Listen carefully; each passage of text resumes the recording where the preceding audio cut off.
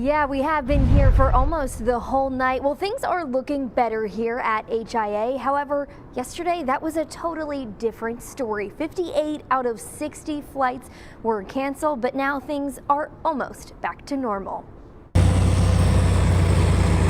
The first we did this morning was you got people some rest overnight for a couple hours, and then 2, 3 o'clock in the morning really hit the runway, taxiways, and ramp areas hard to make sure that the surfaces are as clean as possible for the airlines to operate. Crews working tirelessly to clear the snow and ice all around the airport. Our contractor worked on the roadways and the parking lots to make sure as people came in this morning, the roads were safe for them to get to the airport, get their car, and to go home. And finally, the first flight taking off around lunchtime, marking the first set of nearly 3,000 passengers flying out of HIA today. Now, other than 2 or 3 flights tonight, it's back to normal, and the planes are packed because obviously you've had a whole day of cancellation yesterday.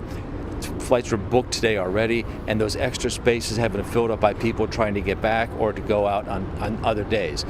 Packed flights that for some have been relatively smooth flying. It could always be a lot worse, a couple delays, like an hour for each flight, but nonetheless, I'm happy to make it safe and sound here. Jared says his original flight was supposed to take off Sunday, but was pushed to Monday days in advance. Yesterday at 5, I was supposed to be here last night, coming in here at like 11:40 for a business trip, so delayed like almost a whole day, if not more.